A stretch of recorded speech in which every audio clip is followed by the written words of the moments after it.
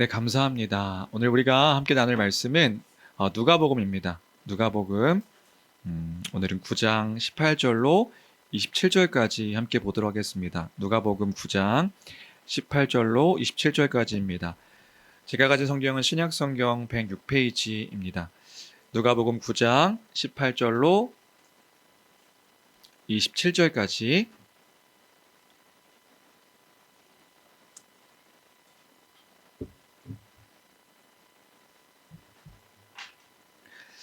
네, 다 찾으신 줄 알고 우리 한 목소리로 함께 읽도록 하겠습니다. 함께 읽습니다. 시작. 예수께서 따로 기도하실 때에 제자들이 주와 함께 있더니 물어 이르시되 무리가 나를 누구라고 하느냐? 대답하여 세례 요한이라 하고 더러는 엘리야라 더러는 옛 선지자 중에 한 사람이 살아났다 하노이다. 예수께서 이르시되 너희는 나를 누구라 하느냐? 베드로가 대답하여 이르되 하나님의 그리스도시니이다 하니 경고하사 이 말을 아무에게도 이르지 말라 명하시고 이르시되 인자가 많은 고난을 받고 장로들과 대제사장들과 서기관들에게 버림받아 죽임을 당하고 제3일에 살아나야 하리라 하시고 또 무리에게 이르시되 아무든지 나를 따라오려거든 자기를 부인하고 날마다 제 십자가를 지고 나를 따를 것이니라.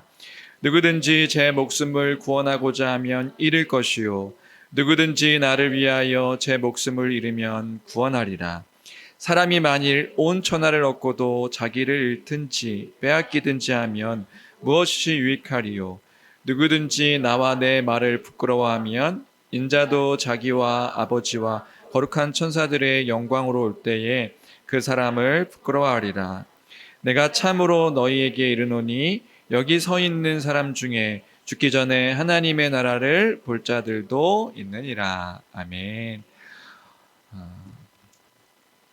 우리 교회는 골방기도 훈련 기간입니다. 2주간 이제 기도 훈련을 우리가 함께 하면서 전 교회가 함께 기도하고 있는데 여러분들 잘 기도 훈련에 동참하시고 또 기도하고 계시는지요? 기억하실지 모르겠지만 우리 교회가 처음 기도에 대한 설교를 할 때에 여러분들에게 설문조사를 한 적이 있습니다. 설문조사를 하면서 기도가 무엇이라고 생각하십니까? 기도를 왜 해야 될까요? 뭐 이렇게 설문조사 했을 때 여러분들 뭐라고 답했는지 혹시 기억하시나요? 제가 이제 예전에 그 설문조사 한 것들이 남아 있어서 한번 찾아봤는데 여러분들이 이렇게 답해 주셨더라고요. 기도가 무엇인가 했을 때 기도는 삶의 양식입니다. 기도는 하나님과의 대화입니다. 기도는 영혼의 호흡입니다. 기도는 하나님과의 교제입니다. 이렇게 답해 주셨어요.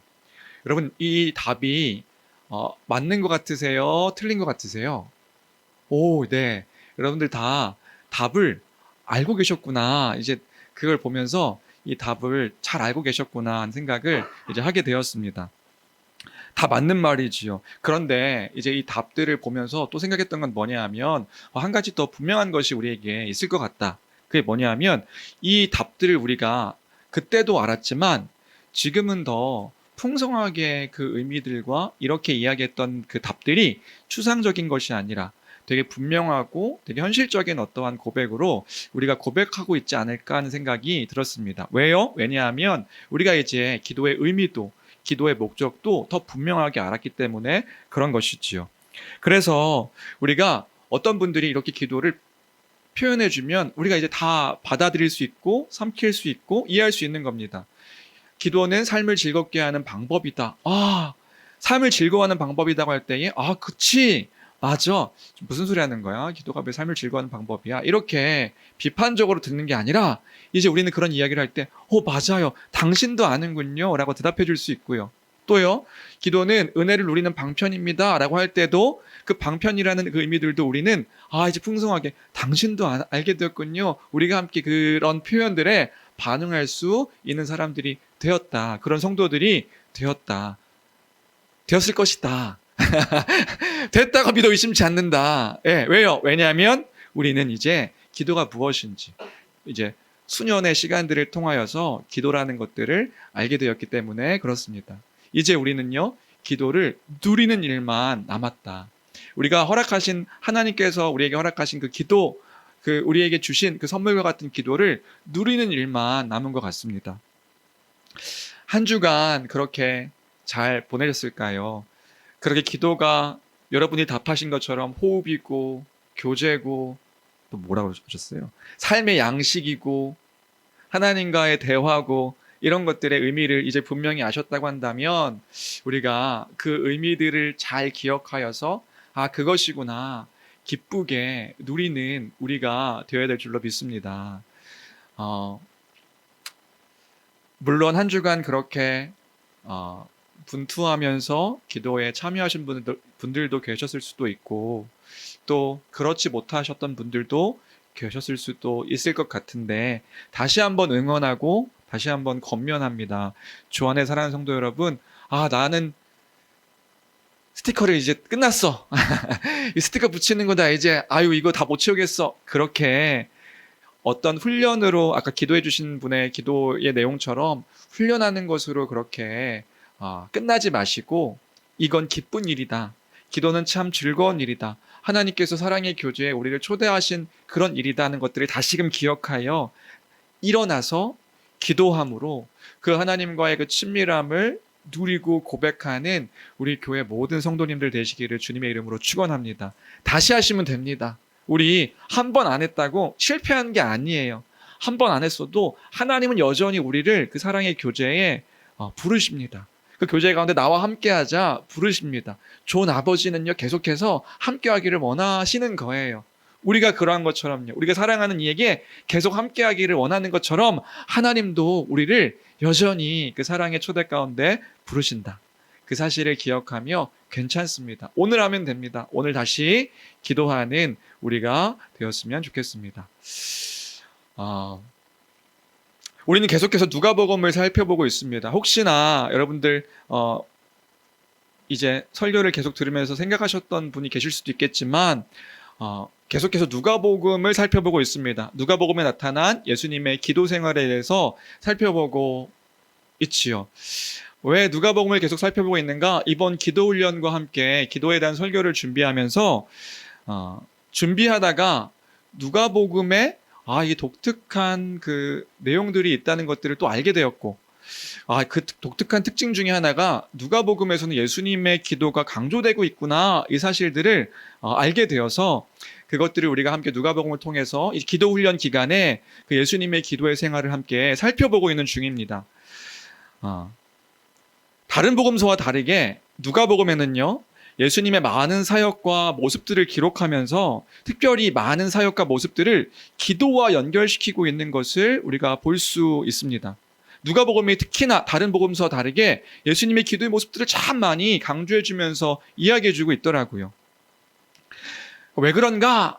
사실은 이 누가복음의 그 기록 방향 때문에 그런 것입니다. 누가복음은요 우리가 전체의 방향성을 살펴보진 않았지만 누가복음에는 독특한 특징이 있는데 누가는요 이 예수님을 어떻게 지금 말해주고 있느냐 하면 하나님의 아들이시면서 동시에 인자 곧 사람의 아들인 새 아담으로서의 그 예수 그리스도를 이제 말씀해 주고 있는 그 복음서가 이 누가복음입니다. 그러니까 새 아담, 그러니까 첫 아담에 실패했던 그 아담의 새 아담으로서의 예수 그리스도. 그래서 그분의 인성을 계속해서 강조해주고 있는 거지요. 그 가운데 우리가 특별히 또 살펴볼 것은 뭐냐 하면 그건 거예요. 예수님께서는요 우리가 바라보아야 할 새 언약 백성으로서의 롤 모델, 그 모델로서의 그 예수 그리스도를 많이 표현해주고 있는 것이 누가복음의 독특한 특징인 거예요. 그러니까 인자로서의 예수 그리스도, 새 아담으로서의 예수 그리스도를 이제 보여주면서 우리 그 당신의 백성들, 당신의 제자들이 따라야 될 그 모델로서의 예수 그리스도를 또한 강조하면서 보여주고 있는 거지요. 아멘, 아멘, 그렇죠? 아멘. 어제 엄마를 뗐던 우리 지연이가 이제 아멘 하는 겁니다, 그죠? 그 가운데서 우리에게 지금 본이 되어지는 중요한 삶이 있었으니 그게 뭐냐 하면 기도하는 삶이었다. 예수님의 그 일생에서의 모습이 기도하시는 분이셨다는 것들을 이제 누가복음에서는 이야기해주고 있는 것입니다.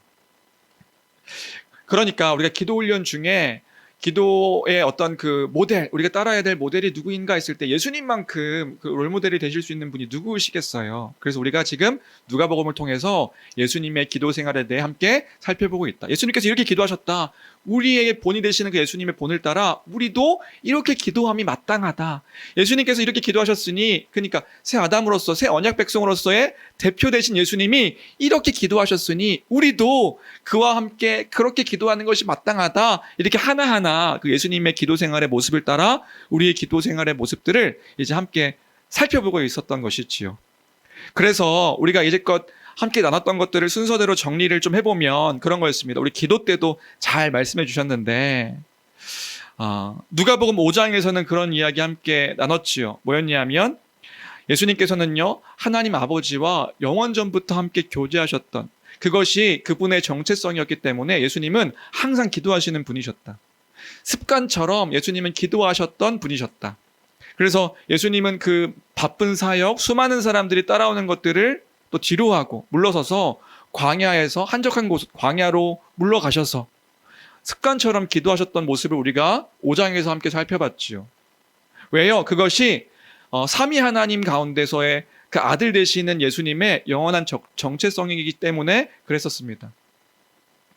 그래서 기도하심으로 하나님과의 그 교제를 날마다 누리셨던 것이었다. 그리고요, 우리 누가복음 11장에서는요, 어떤 걸 우리가 함께 나눴냐 하면 그 예수님께서 그 사랑의 교제, 원래 성부와 성자와 성령께서 사랑의 교제 가운데 함께 교제하셨던 그 일들에 예수님이 우리를 초대해 주신 것입니다. 그게 주기도문의 핵심적인 내용이었죠. 주기도문, 예수님의 제자들이 예수님께 질문합니다. 예수님, 우리도 기도하실 때에 그 기도하시는 모습을 보면 예수님의 제자들이 예수님께 질문하는 거예요. 요한의 제자들도 그 기도를, 요한이 기도를 알려줬는데, 세례 요한의 제자들도 그 기도를 알려줬는데 우리에게도 기도를 알려주십시오. 그렇게 질문하니까 예수님이 제자들에게 알려주신 그 기도가 뭐였냐 하면 주기도문이었던 거예요. 그 주기도문 핵심은 뭐냐 하면 너희도 이렇게 기도하라. 뭐라고요? 아버지요. 너희도 하나님을 아버지라 부르며 이제 너희도 기도해라. 사실 우리는 너무 당연하게 아버지라고 고백하며 기도하니까 이게 충격적이지 않지만 그 당시엔 너무 충격적인 이야기인 거예요. 신성 모독인 겁니다. 왜요? 그 창조주 하나님을, 그 언약 백성의 여호와 하나님을 이제는 뭐라고 부르라고 예수님께서 말씀하시냐면 너희도 불러라 아버지라고. 뭐라고 부르라고요? 아버지라 부르며 기도해라. 이건 뭐냐 하면요, 그 하나님의 그 예수님께서 그 기도하셨던 기도의 그 사랑의 교제 가운데 우리를 초대해 주신 것입니다. 예수님께서 하나님을 아버지라고 부르셨는데 너희도 이제 그렇게 기도해라 아버지라 고백하며.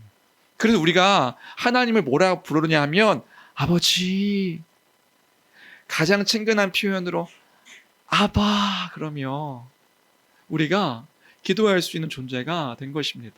우린 기도할 때마다 감격하는 거예요. 그 하나님을 아빠, 아버지.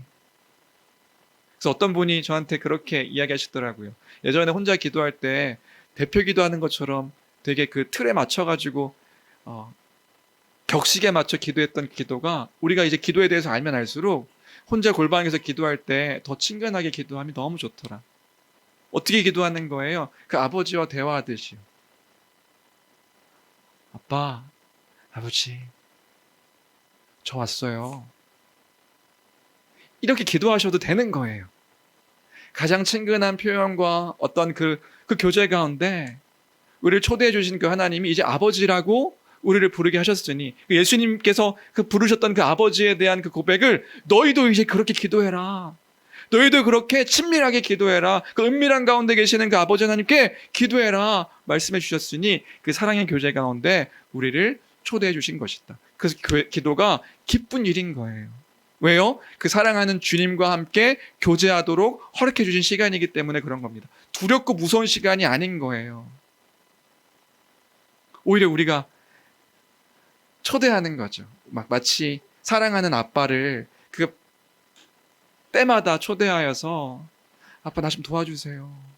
나와 함께 해주세요. 그렇게 하듯이 우리가 그러한 초대를 받은 것이다. 그게 누가복음 11장에서의 내용인 것을 우리가 함께 생각해 봤습니다.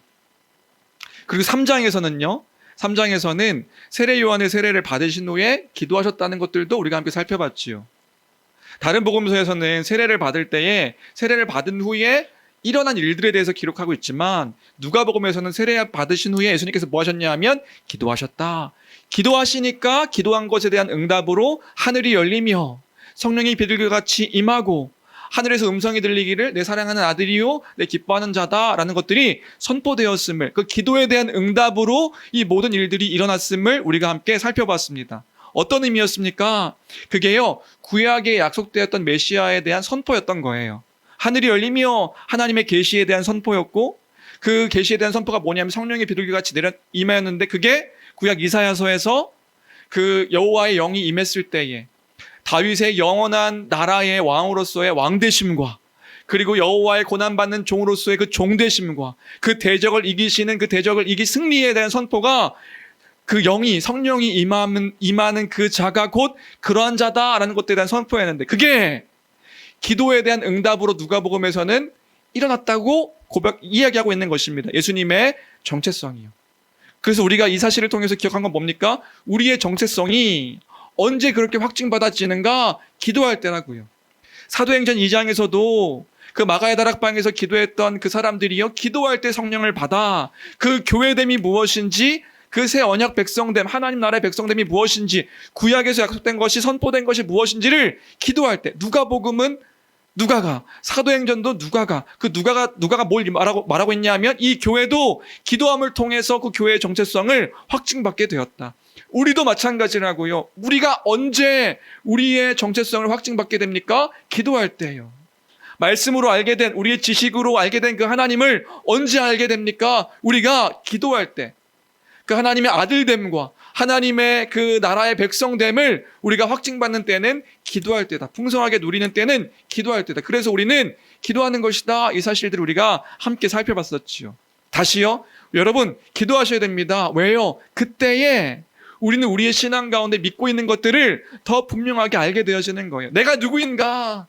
내가 누군데? 누가 나를 건드리는가? 누가 나의 믿음과 마음을 흔들리게 하는가? 언제 우리가 다시금 확증받느냐 하면 기도할 때. 여러분, 흔들리는 믿음 가운데 기도하셔야 됩니다. 뭘요? 말씀을 붙잡고 기도하시는 거예요. 기도할 때 우리의 영혼은 살아나게 되는 줄로 믿습니다. 더 나아가서요.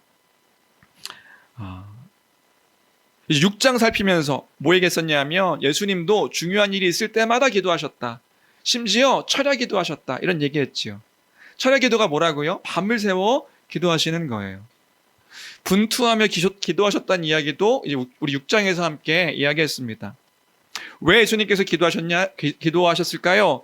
수많은 사람들 가운데, 수많은 제자들 가운데 누구를 12명의 제자로 삼으실 것인가에 대해서 밤새워 그 중요한 문제를 놓고 하나님 아버지께 기도하셨다고요. 왜 굳이 기도하셔야 됩니까? 그 하나님의 뜻 가운데 예수님도 거하기 위하여 예수님도 기도하신 것이다.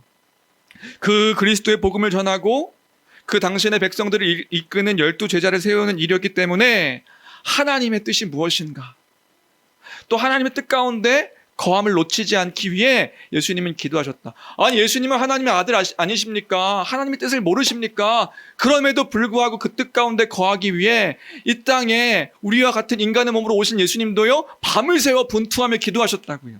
중요한 일이 있을 때요. 예수님도요, 당신의 뜻이 아니라 하나님의 뜻을 구하신 거예요. 그거 아세요? 여러분, 복음서 보면 예수님은 시험도 받지 않으시고 흔들리지도 않으시고 그러실 것 같지만 그렇지 않아요.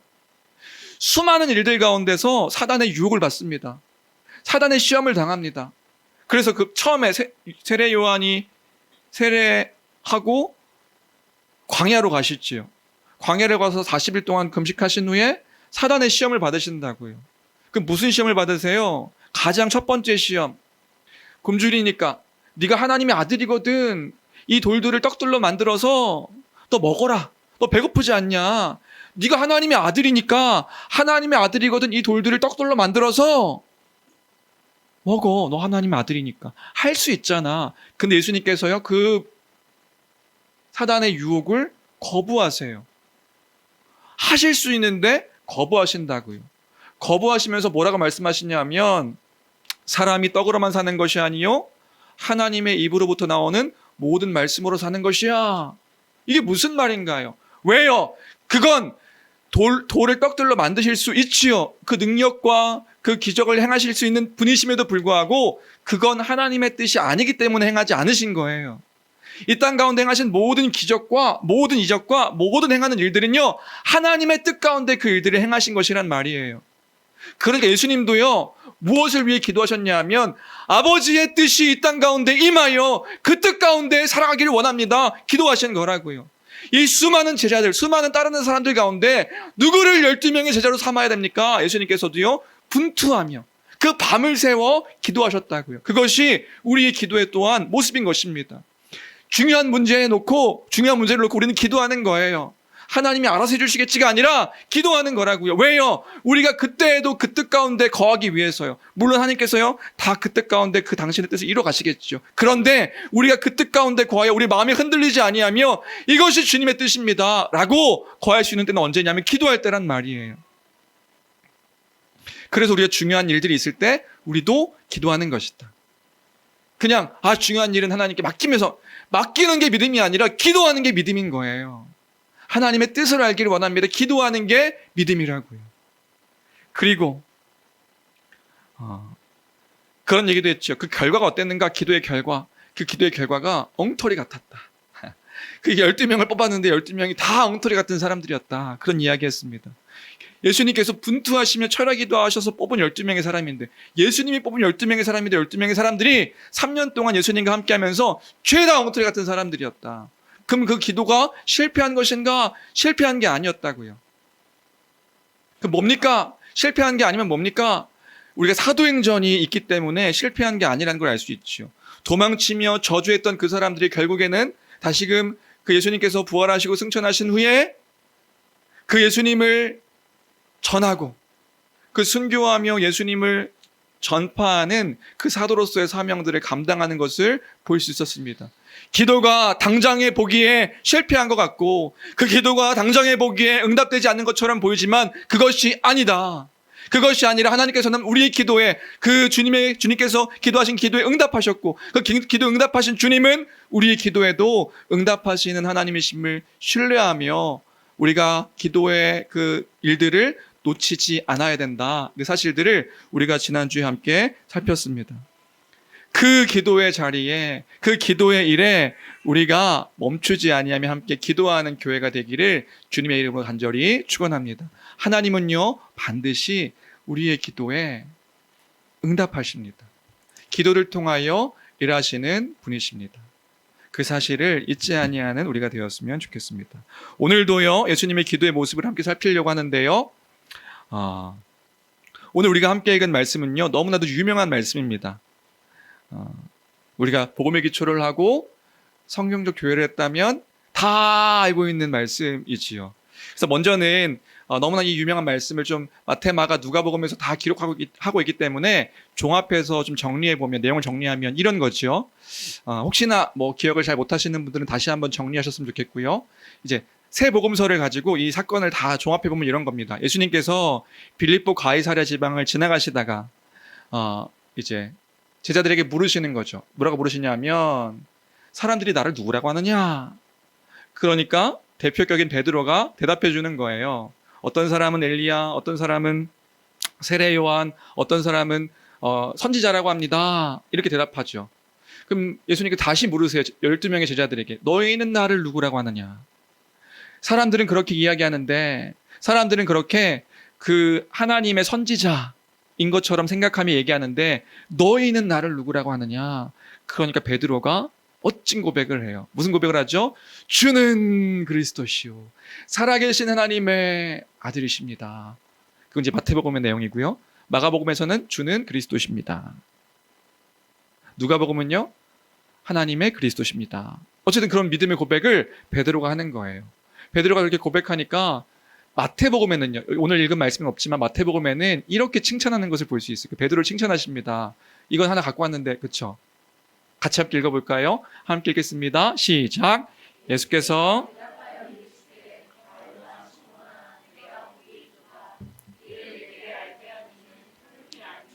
하늘에 계신 내 아버지시니라. 칭찬하시는 거예요. 이를 알게 하니는 내 아버지시다. 그리고 이 베드로와 함께 교회에 대한 약속도 하시고, 뭐 그 마가복음과 누가복음에 없지만 마태복음에는 교회에 대한 약속도 하시고, 뭐 천국 열쇠에 대한 이야기도 하시고, 뭐 그런 내용들이 기록되어 있습니다. 그리고 그 고백을 들으신 후에 비로소 무슨 말씀하시냐면, 그 전까지는 얘기하지 않으셨는데 이제야 비로소 무슨 말씀하시냐면 십자가에 대한 이야기를 하시는 거예요.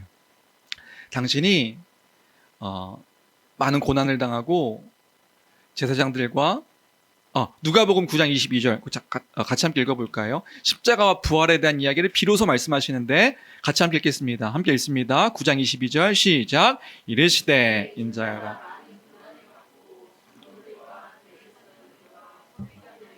버림받아 죽임을 당하고 제3일에 네, 이 얘기를 말씀하시는 거예요. 이제 고난받고 죽임당하고 내가 3일 만에 다시 살아날 것이다. 그러니까 베드로가 어떤 반응을 보여요? 아까 그 멋진 고백했던 베드로가요. 물론 누가복음엔 없는데 마태복음, 마가복음에서는요. 그 얘기를 듣자마자 베드로가 예수님을 꾸짖으면서 항변합니다. 쉽게 얘기하면 멱살 잡고 얘기하는 거예요. 그러지 마십시오. 그럴 수 없습니다. 당신은 그러시면 안 됩니다. 왜요? 자신의 스승이 걸어간 길이 제자들이 걸어간 길이기 때문에 지금 무슨 얘기하고 있는 거야? 거기 죽어? 뭐라고? 고난을 당해? 이러면 안 되는 거죠. 베드로가 기대했던 그 예수님은 왕으로서의 이스라엘을 회복할 그 정치적 메시아를 꿈꿨기 때문에 베드로가 기대했던 그런 이야기가 아닌 거예요. 그러니까 예수님께 항변하고 막 예수님을 꾸짖고 멱살 잡고 그러면 안 됩니다. 그러니까 예수님께서 사탄아 내 뒤로 물러가라 베드로를 꾸짖으시면서 그때 무슨 말씀하시냐 하면 예수님을 따르는 십자가의 길, 고난의 길, 나를 따르는 것은 십자가를 지고 나를 따르는 거야. 너 지금 무슨 생각하면서 나를 따르는지 모르겠지만 내가 가는 길은 십자가의 길이고 너가 죽을 십자가를 짊어지고 따라가는 거야 라고 하는 제자도의 말씀을 말씀하고 있는 것이 지금 이 오늘 내용의 큰 사건의 핵심 내용입니다. 그게 마태, 마가, 누가복음에서 다 기록되어지고 있는 것이지요. 이런 후에 누가복음을 볼까요? 그런데 이 내용을 담고 있는 누가복음은요, 그 누가복음의 그 내용이 이 다른 복음서와는 조금 다릅니다. 그럼 뭐가 다르냐? 시작부터 달라요. 시작, 우리 18절 말씀 같이 함께 읽어볼까요? 18절 같이 읽겠습니다. 함께 읽습니다. 시작. 예수께서 따로 기도하실 때에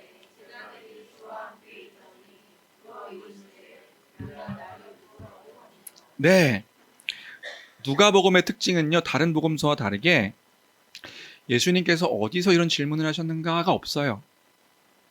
어디가 없어요. 그러면 누가복음에서 뭘 얘기하고 있냐면 언제 이런 질문을 하셨는가 아까 기록되어 있는 거예요. 그럼 언제 예수님께서 제자들에게 이런 질문을 하셨죠? 사람들은 나를 누구라고 하느냐? 너희는 나를 누구라고 하느냐? 언제 이 말씀을 하신 거예요? 기도하실 때요. 예수님께서 따로 기도하실 때에 기도하시는 중에 갑자기 제자들에게 물으신 거죠. 물론 그게 가이사랴 빌립보 지방이었을 것이고요. 그 지방 가운데서 여전히 습관을 따라 기도하실 때에 제자들에게 기도하시는 중에 질문한 거예요. 사람들이 나를 누구라고 하느냐? 너희는 나를 누구라고 하느냐? 기도하실 때에 제자들의 신앙의 고백을 받으시고 후에 자신의 죽으심과 부활 그리고 자기를 따라오는 사람들의 마음가짐과 태도, 제자도의 모습을 말씀하셨다. 이게 누가복음의 내용인 거예요. 누가복음은 또 독특하게 마태, 마가에서 기록하고 있는 것들을 과감하게 다 빼고 있습니다. 뭘 빼고 있냐 하면 베드로를 칭찬하는 이야기, 교회 이야기도 없고요. 베드로가 예수님께 대들었다는 내용도 없고요. 베드로를 꾸짖었다는 내용도 없습니다. 그걸 빼고 예수님께서 하셨던 말씀만 기록되어져 있어요. 그러면 누가는 이 사건을 통해서 무엇을 말하고자 하는 것인가? 그럼 누가가 전하고자 했었던 것은 그 방점은 달랐던 거예요. 그럼 누가가 전하고 싶었던 건 뭐냐면 예수님이 누구이신가인 거예요. 사실 예수님은 누구이신가? 우리가 따르고 있는 그 예수님은 누구이신가? 이걸 설명하고 있는 거죠. 그 사역의 의미는 무엇인가? 십자가에 죽으신 부활하실 것에 대한 그 약속들, 그 제자도의 삶이 무엇인가? 이 사실들을 말하고 있는 게 누가복음 여기에 방점이라고요. 그런데 여기서 우리가 생각해 보고 싶은 것은 그거예요. 뭐냐 하면 우리는 기도에 대해서 우리가 생각하고 있으니까요. 이 말씀을 언제 하셨는가? 기도할 때요. 기도할 때. 예수님께서 기도하실 때요. 그러면 기도하실 때에 갑자기 예수님께서 제자들에게 신앙 고백을 받으시고, 신앙 고백을 받으신 후에 당신의 사역을 말씀하시고, 그리고 제자로서의 따라야 될 삶과 그 의미와 그 따라야 될 마음가짐과 태도들을 말씀해 주셨다고요. 그러면 예수님께서 기도하셨던 그 기도의 내용은 무엇이었을까요? 어떤 걸 기도하시다가 이 제자들에게 이 얘기를 갑자기 당신의 십자가의 죽음과 그 십자가의 죽음을 따라 살아간 너희들이 따라야 될 그 십자가의 길이 무엇인지를 왜 말씀하셨을까요? 그 기도의 내용이 무엇이었길래요? 예수님께서요, 당신의 사랑하는 제자들을 위해서 기도하셨던 거예요. 더 넓게 이야기하면 당신의 사랑하는 사람들을 위해서 기도하시던 중에 그들을 위하여서 이 이야기를 하고 계셨던 것이란 말이에요. 그 무엇을 위해서요? 그 제자들이 바른 복음의 은혜 가운데, 그 십자가의 복음 가운데 살아갈 그 것들과 십자가의 험난한 길들 가운데서 제자도의 삶을 지켜주시기를 바라는 그 기도의 내용들이 그 기도의 제목이었을 것이란 말이에요. 그래서 누가복음에는 기록되어 있지 않지만 마태복음을 보면요, 베드로가 이런 고백했다고 했잖아요. 주는 그리스도시요 살아계신 하나님의 아들이십니다. 이 고백한 후에 예수님께서요, 그 베드로를 칭찬하는 것을 볼 수 있어요. 뭐라고 칭찬하시냐면, 우리 다시 한번 읽어볼까요? 마태복음 17절 말씀. 같이 읽겠습니다. 함께 읽습니다. 시작. 예수께서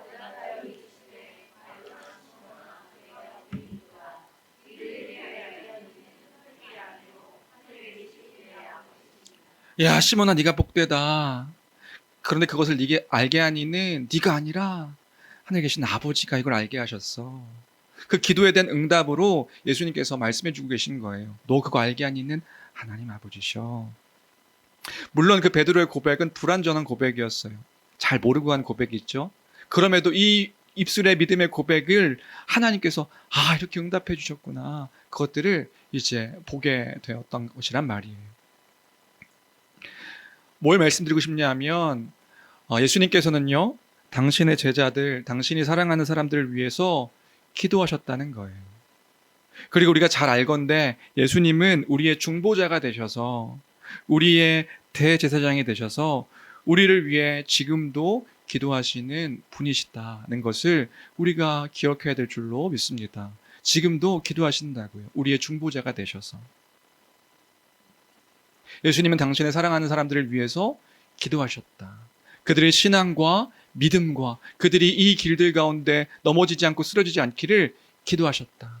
그 기도하셨던 것이 예수님의 기도의 내용임을 기억할 때에, 예수님의 기도가 우리의 본이 되어주시고 우리의 모델이라는 것들을 기억할 때에 우리에게 이것이 어떠한 교훈이 있을까? 오늘 우리가 이 한 가지를 나누고 싶은 거예요. 그게 뭐냐 하면, 어쩌면 우리가 당연하게 생각할 수 있는 그 일들일 수 있는데, 우리가 기억하길 원하는 것은요, 우리의 기도는 나의 기도에서 멈추는 것이 아니라 다른 이들을 위해 함께 기도하는 것이 마땅하다는 것을 기억하는 우리가 되길 주님의 이름으로 축원합니다. 우리가요, 다른 이들을 위해서 함께 기도하는 거예요. 우리의 기도의 내용이 어떤 내용이 되는가? 우리가요, 다른 이들을 향해서, 교회 안에 있는 지체들을 위해서 기도하는 것이 마땅하다. 내가 사랑하는 이들을 위해서 기도하는 것이 기도의 내용 가운데 마땅한 것이다. 목사님, 왜 내 기도하기도 바쁜데, 제 기도도 안 하는데, 기도해야죠. 이제 내 기도도 하고, 내 기도하기도 바쁜데 왜 다른 사람을 위해서 기도해야 됩니까? 여러분, 특별히 예수님께서요, 우리를 그리스도 안에서 한 몸 되게 하셨기 때문에 이제는요, 우리가 이제 복음을 아는 우리라고 한다면 이제는 다른 이라고 할 수 없는 것이란 말이에요. 그리스도 안에서 하나 되게 하신 그 지체들을 위해 기도하는 것은요, 나의 기도이며 마땅한 기도의 내용이 되어지는 것이란 말입니다. 우린 이제 의미를 알고 기도하는 거예요. 내가 다른 사람을 위해서 기도하는 게 어떤 의미가 있는가? 그게 곧 나의 기도요, 우리의 기도요, 예수님의 기도인 것이란 말이지요. 우리가요 중보기도 합니다. 여러분 중보기도, 그 중보기도의 의미를 아세요? 그 중보기도 자체가요 이 내용의 어떤 그 우리가 원래 생각해야 되는 그 내용의 핵심인 거죠. 다시요, 중보기도라는 표현 자체가 위험하다, 표현 자체가 틀렸다라고 하시는 분들도 계세요. 맞습니다. 저도 이 중보기도라는 단어 자체를 우리가 피해야 되는 용어라고 생각이 돼요. 우리가 쉽게 다른 사람에서 중보기도 합니다라고 쉽게 이야기하는데 사실은 우리 그 다른 사람을 위한 기도는 중보기도가 아니에요. 왜요? 중보라는 단어 자체가, 중보가 뭐냐 하면 두 사람 사이에서 중개자가 되어 그 두 사람을 이어주는 사람이 중보자거든요. 그 중보는 두 사람 사이에 이어주는 것, 그 중개자가 중보거든요. 그래서 중보자는 누구냐면요, 유일한 하나님과 우리 사이의 유일한 중보자는요 예수님이세요. 예수님밖에 없는 거예요. 우린 중보자가 아니에요. 그 중보자가 되셔서 하나님과 우리의 사이의 관계 가운데 우리를 이어주시고 우리 기도 가운데, 그래서 우리가 예수님의 이름으로 기도하잖아요. 그래서 가급적이면 중보기도 이런 말을 우리가 사용하면 안 되는 거예요. 그래서 중보기도라는 말을 쓰지 말고 무슨 도고기도, 이웃을 위한 기도 이렇게 바꿔 쓰자라고 말하기도 하는데, 여하튼 중보자는 예수 그리스도 한 분뿐이세요. 그런데 우리가 그 중보자가 아니라고 해서 다른 사람을 위해서 기도하는 것이 잘못된 것이냐, 기도하면 안 되는 것이냐, 그게 아니라고요. 왜냐하면 우리는 그리스도와의 연합 안에서 예수 그리스도의 이름으로 기도하는 자들이기 때문에 그런 거예요. 우리가 이제 예수 그리스도의 이름으로 그 예수 그리스도와 함께 하나 된 우리가 기도하는 자들이 된 것이란 말이에요. 나의 몸된 지체들을 위해서, 그들의 영혼과 그리스도의 십자가 복음의 하나됨을 위해서 기도하는 일이 마땅한 것이다. 그래서 우리는 결론은 뭐냐면요, 우리가 다른 사람을 위해서 기도하는 교회가 되어야 되는 것이란 말이지요. 내가 중보자가 되어서 기도하는 것이 아니라 예수님께서 중보자가 되어주셔서 다른 형제와 자매의 여러 일들을 위해서 함께 기도하는 것이다. 예수님께서요 당신의 사랑하는 이들을 위해 중보한 그 중보기도의 그 모습은요 한 군데 더 있습니다. 누가복음 22장 31절 32절인데요. 예수님이 십자가에 못 박히시기 전, 잡혀가시는 날 밤에 예수님께서 이렇게 제자들을 위해서 또 기도하시는 것들이 누가복음에서는 또 기록되어 있어요. 우리 누가복음 22장 31절부터 32절 같이 함께 읽어볼까요? 함께 읽겠습니다. 시작. 시몬아 시몬아,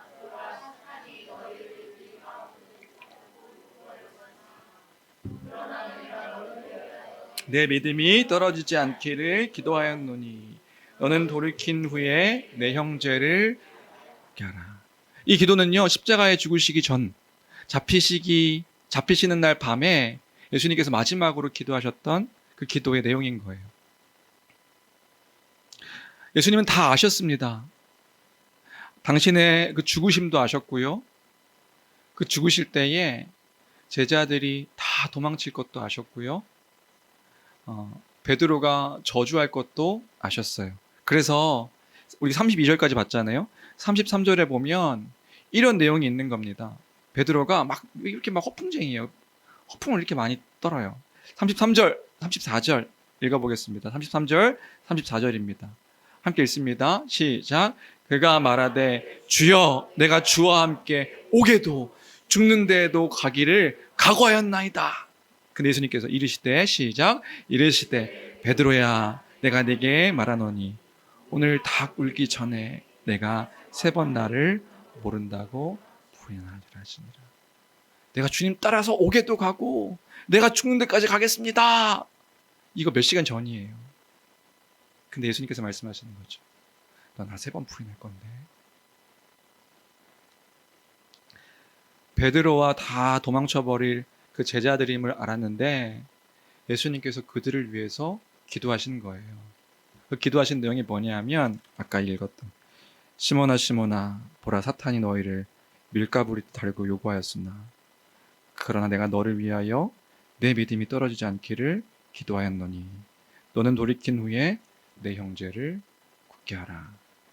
그 뭐예요? 이 베드로가 이렇게 배신할 것들을 아는데 이때 하나님께 기도한 것은 이 일들이 그 뜻 가운데 이루어질 것이지만 하나님 이 베드로를 지켜주셔서 이 제자들을 지켜주셔서 다시 이 부끄러운 것 수치 가운데 일어나 그 하나님 나라를 위해 살도록 주님 붙잡아 주십시오. 그 기도를 하신 거지요.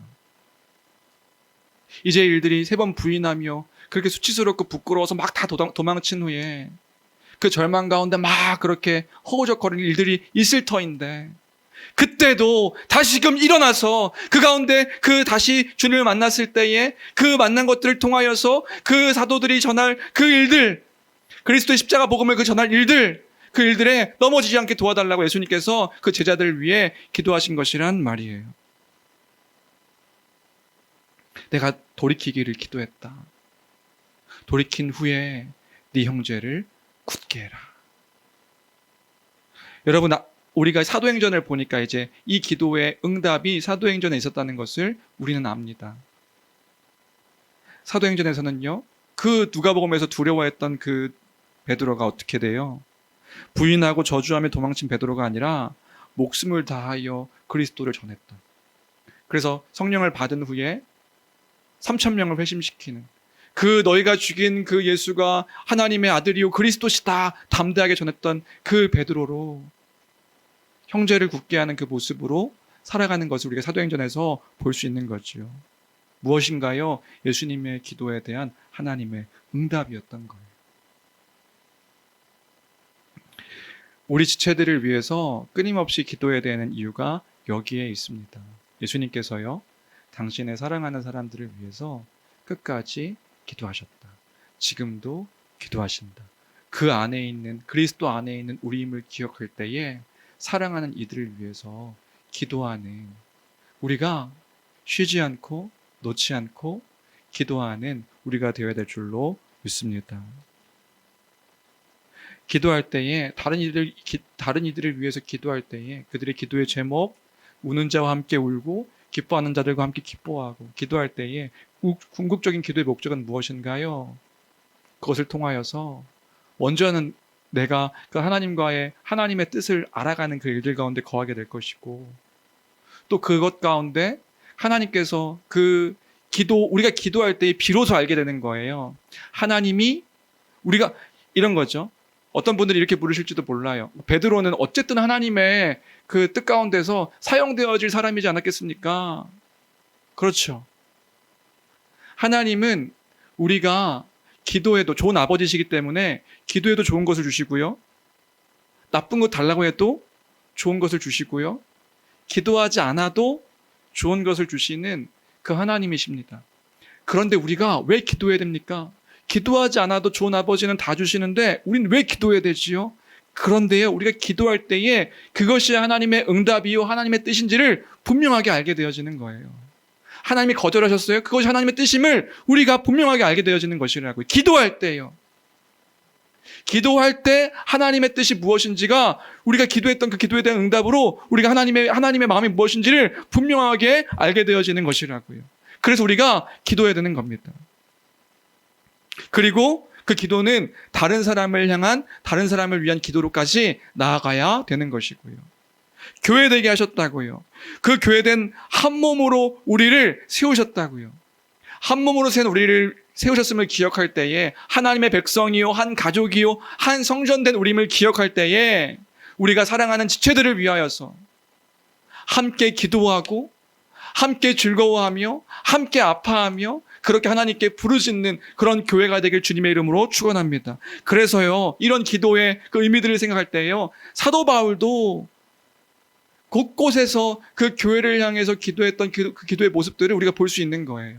예수님의 기도, 예수님만이 그렇게 사랑하는 이들을 위해서 기도한 것을 끝난 게 아니라 그의 제자들도 그렇게 기도하고 교회도요 그렇게 함께 기도하며 살아갔다고요. 그래서 사도 바울도 서신서 곳곳을 보면 이런 표현들이 많아요. 생각할 때마다 기도하고, 너희를 생각할 때마다 하나님께 감사했다. 그리고 그 성도들을 위해서 하나님께 이렇게 기도했다라고 표현하는 내용들이 참 많아요. 우리 빌립보서 말씀, 원래 2군데 가지고 왔는데 우리 빌립보서 1장 9절, 10절, 11절만 같이 함께 읽도록 하겠습니다. 마지막으로 빌립보서 1장 9절, 10절, 11절인데요. 같이 함께 읽겠습니다. 함께 읽습니다. 시작. 내가 기도하노라.